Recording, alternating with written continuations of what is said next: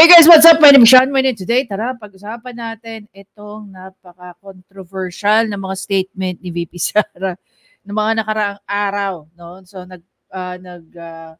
nagpa-press con po ang ating Vice President Sara Duterte at sinagot niya po ang samot-saring mga patutsyada sa kanya. Ito ang problema natin. Doon nagsasalita si BBM, pinapalakpakan nyo. Nung nag-retaliate naman tong si VP Sara, naging biktima na si BBM. So, pag-usapan natin.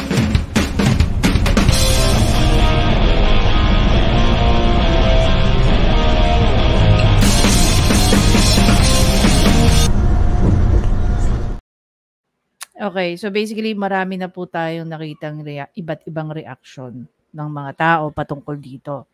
Ito naman yung take ko tungkol dito sa mga naging pahayag ni VP Sara.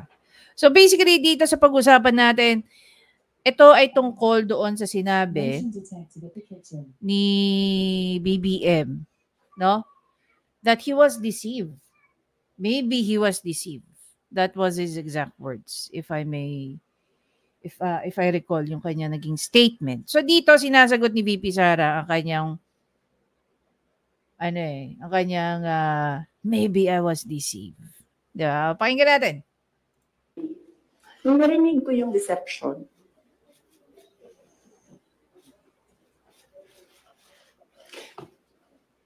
naisip ko pa, hindi ko na siya sasagutin. Kasi, for the love of God, presidente ka na. Importante pa ba yung nararamdaman mo? Di ba kapag presidente ka, hindi na importante yung pagod mo, yung luha mo, yung fatigue mo, yung stress mo, hindi na siya importante. Because when you are president, importante dyan yung nararamdaman ng taong bayan. Yung bansa. Yun yung naisip ko when I heard it na talagang may panahon ka mag-isip about deception ng isang babae dyan. Ang dami mong oras. Motion detected at the kitchen. Hindi ba dapat iniisip mo na yung mga taong gutom? Yung presyo ng gasolina? Yung darating na Christmas? Kung sino yung maka-afford ng spaghetti, ng mango float, ng mga importante sa Noche Buena, ng mga bahay-bahay? Di ba yun yung... So may panahon ka talaga na mag-isip na, this girl. So, inisip ko, hindi ko na sasagutin. Hindi ko na siya sasagutin. Kasi naman, hindi naman siya mahalaga sa bayan. Pakialam natin sa kung anong nararamdaman ng president at vice president, di ba? Okay. Isa sa mga videos na ipapakita natin later is, well, mamaya na yung topic na yun. It was about yung sinabi, ng GMA News at saka dun sa sinabi ni VP Sara. So mag-focus muna tayo dito.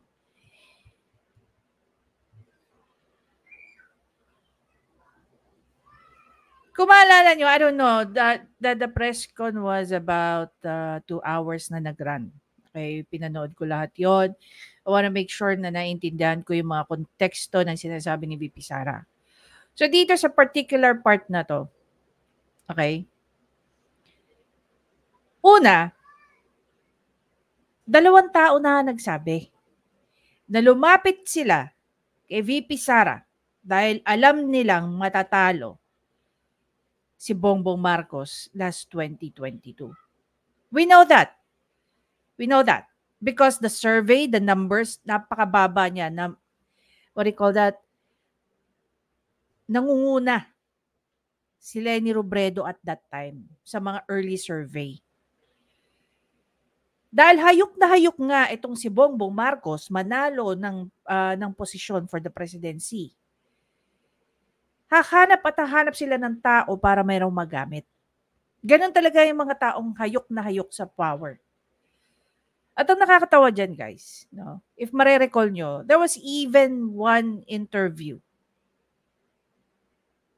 mismo kay Bongbong Marcos na ikinatuwa pa natin, no? Dahil doon sa press con na yon, press con interview na yon, sumasaw-saw pa siya ng, what do you call that, ng pandesal sa kape. Ang sabi niya, yung mga politiko, hindi naman talaga pera ang gusto nila. What they want is power. That's the very reason bakit sila hayok na hayok tumakbo. Ang hindi natin alam that he was actually talking about himself already. Diba? Inamin na rin ni Senator Amy Marcos that they approach VP Sara.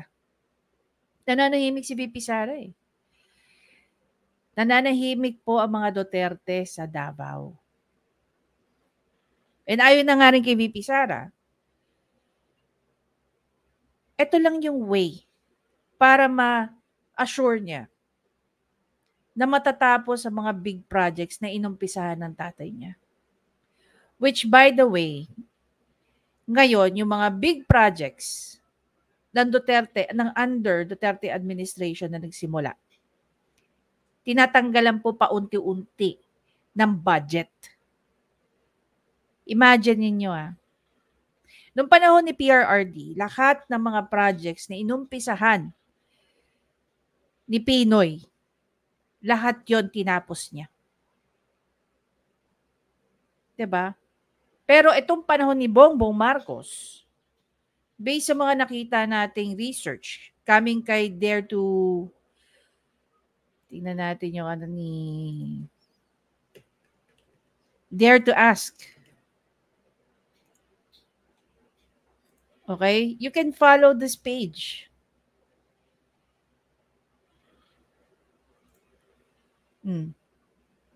Pakita ko lang. Sabi ni Dare to Ask, infrastructure projects zeroed out in 2024 GAA. Tingnan po ninyo mabuti ang big ticket infrastructure na ito na hindi pinondohan. Tinanggalan ng pondo at inilipat ng Congress sa program appropriation. Sa Department of Tourism pa lang, ay Transportation pa lang po ito. Hiwalay po ang DPWH. Metro Manila Subway Project, Northern South Commuter Railway, New Bohol Airport, New Dumaguete, Pag-asa Sheltered Project, Maritime Safety Capability Improvement Project, Davao Public Transport Modernization, of course, no budget, lalo na sa Duterte City, Cebu Bus Rapid Transit. So, these projects were transferred to unprogrammed appropriation. Paano at kailan ito mapupundohan? 'Di ba? Imagine mo, no? Si Bongbong Marcos, naging busy siya doon sa, hindi siya nakatulog, kaya talaga kailangan niya magbigay ng reaction sa sinabi ni VP Sara na hindi talaga sila magkaibigan, which is true naman. Ayaw mo lang aminin na ginamit mo si Inday Sara. 'Di ba? Sige nga. Every time na nagsasalita si VP Sara, the more na lumilinaw para sa atin na kaya nila inumpisahan tirahin si VP Sara dahil hindi kaya ng konsensya ni Inday yung mga ginagawa diyan sa loob ng Kongreso, sa loob ng Malacanang. She doesn't want to be part of that bullshit system. 'Di ba? Ito ba, hindi ba to questionable sa inyo? Mga big projects na tinatanggalan ng pondo at ninilipat sa unprogrammed appropriation? When in fact, dapat mapondohan to mga putang inang projects na to. Dahil ba taong bayan na makikinabang na ito? Ha? Can you just imagine, may mga projects na kailangan pondohan. Tapos, ilalagay ng Congress sa unprogrammed appropriation. Ito, hindi to naiisip ni Bongbong Marcos kung ano magiging epekto nito sa taong bayan. When in fact, kung titingnan mo lahat ng nakalista dyan, wala ng mga programa na yan, na kailangan, mga projects na kailangan pondohan,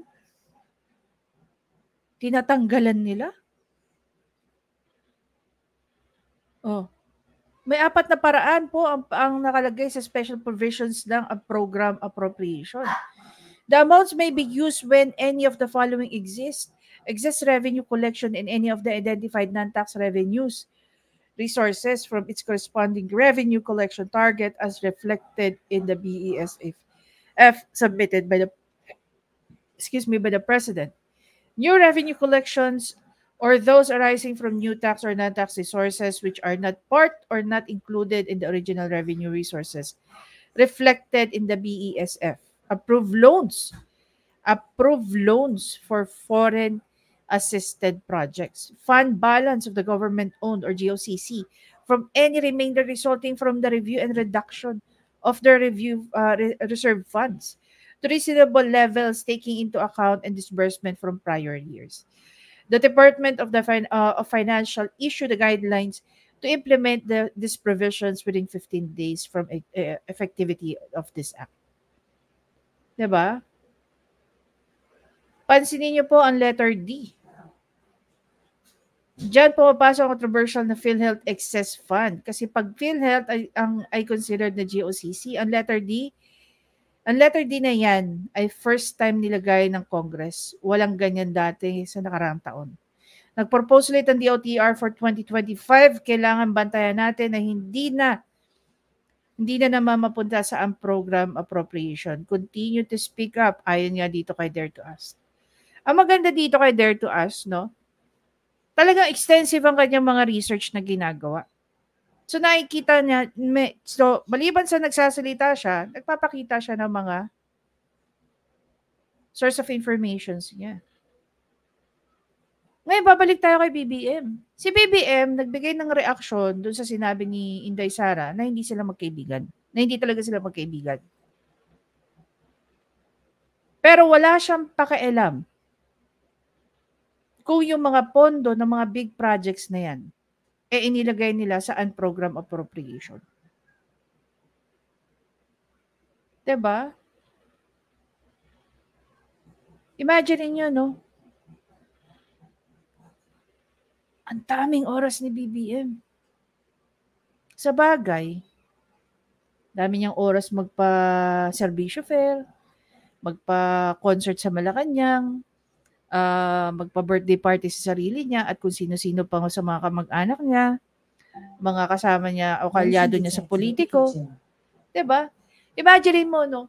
How, I don't know, parang nakakagago big time. Nakikita mo yung presidente mo, kasama yung mga kaalyado niya sa politika, kung makapag-party wagas. Diba? Makapag-party wagas. Tapos lumabas ka, kahit pumunta ka lang within Manila City, pumunta ka lang doon. Kung ikaw yung taong diretso at may konsensya, lalo-lalo na kung politiko ka, hindi mo kakayanin yung magparty ka, tapos makikita mo yung mga kababayan mo na pinagsisilbihan mo, halos gumapang sa gutom. Diba? Affected si BBM dun sa sinabi ni VP Sara na hindi sila magkaibigan. Totoo naman eh. Kailangan ba magsinungaling ni VP Sara? Ikaw nga, sinabi mo, you are, what do you call that? You are the self-proclaimed best friend ni Inday Sara. Pero sa lahat ng pag-aataking ginawa kay VP Sara, ultimo sa asawa mo, wala kang nagawa. Yan ba ang best friend? BBM? Maraming oras si Bongbong Marcos para hindi niya tugunan ang tunay na problema ng bawat Pilipino. Ang tutuganan lang ni Bongbong Marcos kung paano niya patuloy na gagamitin ang lahat ng tao so that he can stay in power. It took them 30 so years. para makabalik. Kakapit tuko na yan. Kakapit patalim na yan. Huwag lang silang matanggal. Diba? Huwag lang silang matanggal. By now, marami na, at sa totoo lang, marami na ako mga matatandang loyalistang sobrang disappointed sa nangyayari ngayon sa administrasyon ng isang Marcos. They were not expecting this. They were kind of expecting the same governance ng kanilang ama. Hindi nga na-inherit, hindi nga dapat i-inherit ni Bongbong Marcos ang kasalanan ng kanyang mga magulang.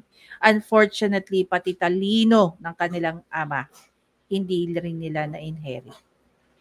Anyway guys, again, maraming salamat sa panonood. Please don't forget to subscribe, like, at i-comment nyo na rin. Sa tingin nyo ba,